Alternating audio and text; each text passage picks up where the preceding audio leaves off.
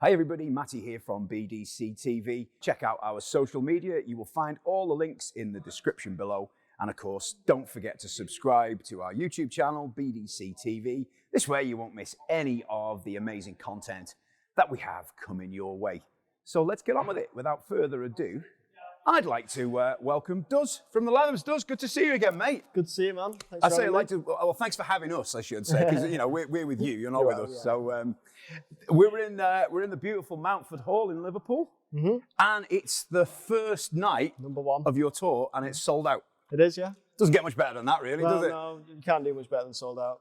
And, well, it does get a bit better than that because this is the maiden outing of this beautiful new kit that you've got here. It is. And it's a sight to behold, isn't it? Let's be honest. Just tell us a little bit about it because it's a stunner. Well, so what it is basically a 70s inspired vintage kit. Sure. It's got the vintage hoops on here, and it's got a 14-inch depth on the bass drum to make it like the old vintage ones. Sure. And obviously a classic, sort of like classy colour to go on with it. And the huge sizes of 26, 14, 16 and 18. Wonder who's inspired that? Good question. Maybe John Bonham by any chance. Yeah. I mean, I think I inspired him for these ones, to be honest. Well, honestly, it looks amazing. Now, it's quite different from your previous kit. It is, yeah. And so, obviously, I know you haven't gigged on it yet. How have you found it logistically, getting around it? Has it been quite different?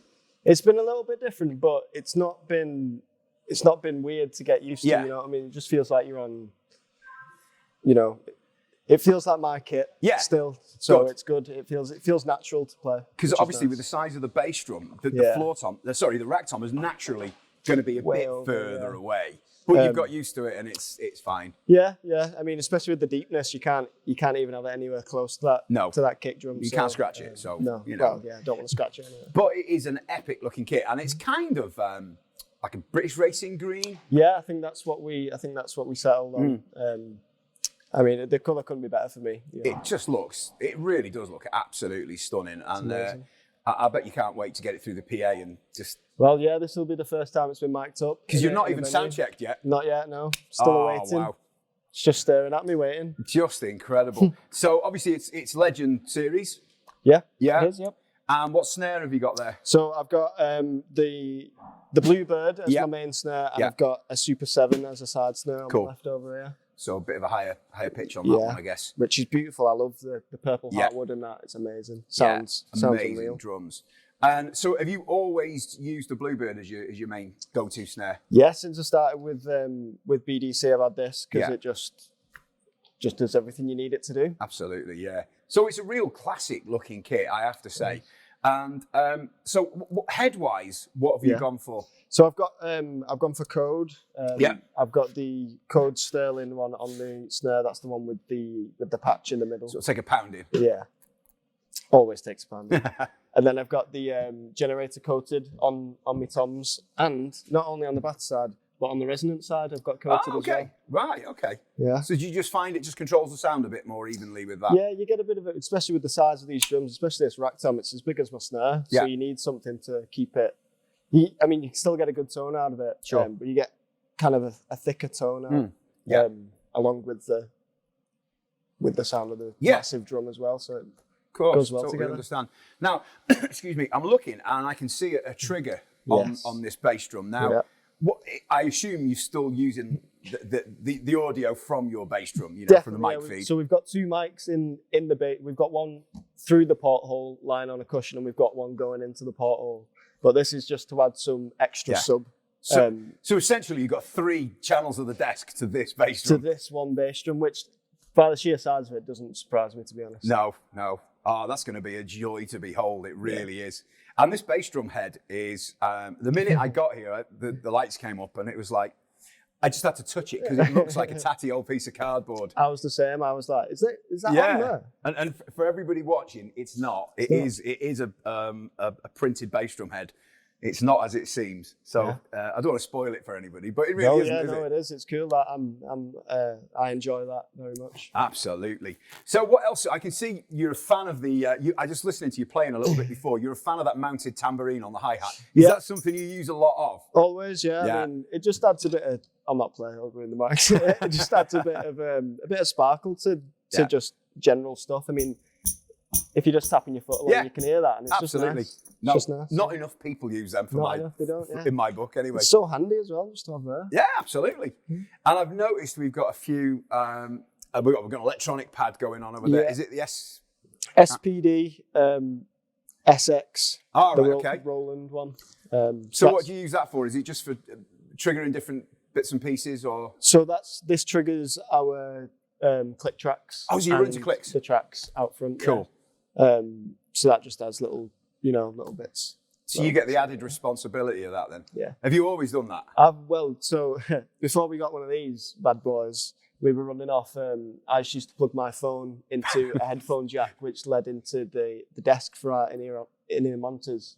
And our tour manager would stand at the side of the desk on my phone, changing the tempos for the songs. So it's kind of gone a bit more high-tech for this tour, Just a tad, yeah, just a little bit. And a bit more reliable. Well, hey, touch wood anyway. Yeah. Touch wood. So that's all. You don't trigger any sounds from that then? It's just purely for triggering the tracks, firing them off? Yeah, I mean, there's a few that I would like to get on there eventually, but, we're not there yet. Yeah, of course. Well, it's amazing setup. And monitoring wise, I'm looking around. It's a nice clean stage with some side fills, but I don't notice any wedges. Is it all on in-ears? All in-ear monitors, right? Yeah.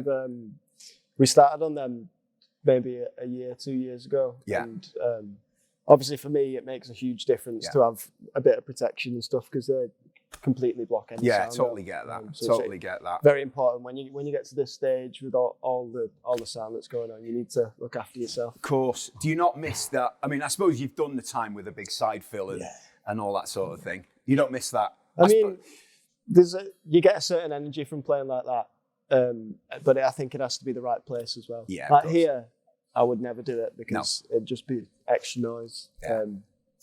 And obviously we play to click tracks now as well. Yeah, so you can't do monitors. Yeah. Are you happier playing to click, or would you rather? Feel safer. Yeah, definitely feel safer. We always say it kind of stifles the creativity because if you could just say, "Go on, play another 2 bars of this tune," and Scott will do a big solo or whatever. You can't really do that when you're playing to click tracks, but it just sounds so amazing when you do. Yeah, and it tightens things up. And I know people knock click tracks and stuff, but it's part of life these days. Everyone uses them. 99.9% use them. So and it just sounds so much better. Why wouldn't you? You know what I mean? Absolutely. And I've spotted a vocal mic there as well. So you're a singing drummer. It's not a vocal mic. That's so I can talk to the crew. Right. You can order your drink for the end of the show. Pretty much. Yeah, no, I'm banned from vocals, unfortunately. Okay. But, I just thought you were. I make enough noise. I'm fine. I don't need a mic. So obviously, first night sold out. Great venue. Really smart place.